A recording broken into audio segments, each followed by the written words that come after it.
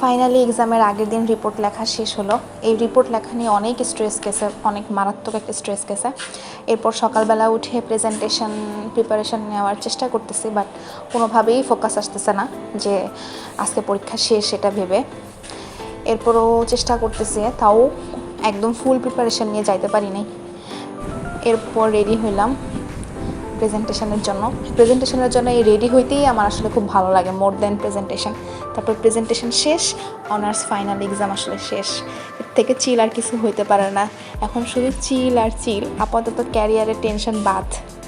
এরপর আমাদের ডিপার্টমেন্টের সব টিচারদের সাথে ছবি তুললাম, কিছুক্ষণ ফটো সেশন চললো, সব টিচারদের সাথে ছবি তুললাম। যেহেতু অনার্স ফাইনাল ইয়ার, মোটামুটি একটা অনার্স শেষ, অনেকেই মাস্টার্সে থাকবে না, একটা মেমোরি থাকুক টিচারদের সাথে ডিপার্টমেন্টে, সেজন্য মোটামুটি ছবি তোলা হলো। লিমনের সাথে আমরা সেকেন্ড ইয়ারে সিআর ছিলাম। এরপর ফাইজা সবার অনুমতি নিচ্ছিল। আমরা আসলে একটা গ্রুপের জন্য ওয়েট করতেছিলাম, কারণ ওই গ্রুপটার প্রেজেন্টেশন শেষ হতে 5টা বাজছে। তো আমরা আসলে সবাই একসাথে ক্যাম্পাস ঘুরবো লাস্ট দিন, এই জন্য ওয়েট করতেছিলাম। তো এর মধ্যে ফাইজা সবার অনুভূতি নিতেছিল। চৈতি, বলেন আপনার অনুভূতি কি? আমার অনুভূতি নাই, অনুভূত হয়ে গেছে। আপা, আপনি এত নাড়াচাড়া করতে।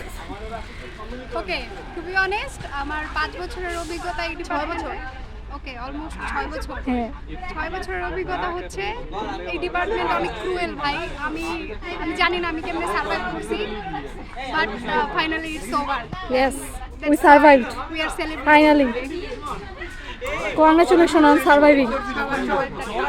এই অনিকা, অনুভূতি হবে না বলি না,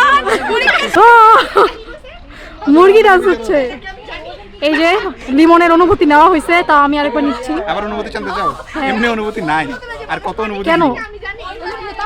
এই যে একটু দেখাইছি এই ডিপার্টমেন্টে পড়া জীবনে যদি কোনো অনুভূতি থাকে তাহলে কি বলবো? সে মহামানব, অনুভূতিহীন রোবট। খালিদ, কেমন লাগতেছে আপনার? কেন এই 5-6 বছরেও ডিপার্টমেন্ট থেকে কোনো বউ পাইলি না? এই জন্য আমি খালিদ ভাই আমাকে বলতে চাই, ভাইয়ের আলিফ, তোর কিরকম তোমার অনুভূতি বলেন? এটা পছন্দ যা বল। এখনো বের হইতে পারতাছি না ডিপার্টমেন্ট থেকে। এটাই হলো হয়ে গেছে এখন জলদি থেকে। আচ্ছা, মায়া হয়ে গেছিস তো। ও ল্যাবের মায়া কাটাইতে পারতেছ না? না, মায়া তো কাটানো শেষ আমার ফার্স্ট ইয়ারে। দায়ের কারণে বের হইতে পারতাছি না। আরে আশা করি আমরা বের হয়ে যাব সবাই ইনশাআল্লাহ। পরীক্ষা শেষ, কেউ না করে চল আমরা খাই। এরপর আমরা আবার ফার্স্ট ইয়ারের মতো স্মৃতিচারণ করতে সবাই মিলে একসাথে নিচু বটে খাইতে যাই। এই 5 বছরে আসলে আমাদের এরকম একসাথে এরকম খাওয়া দাওয়া হয় না। তারপর আমরা সবাই মিলে একসাথে খাওয়া দাওয়া করি। কংগ্রাচুলেশন, তো জব হয়ে গেছে। লাঞ্চ করা নাই আর কি, আমরা লাঞ্চ করি। বন্ধুত্ব, ভ্রাতৃত্বের দৃঢ় বিশ্বাস। তারপর সারাদিনের অপেক্ষার পরে আমরা একটা গ্রুপ ছবি তুলতে পারলাম সাকসেসফুলি। এরপর পটে চা খেয়ে সবাই আমরা কার্ডে করে কলের দিকে চলে আসলাম।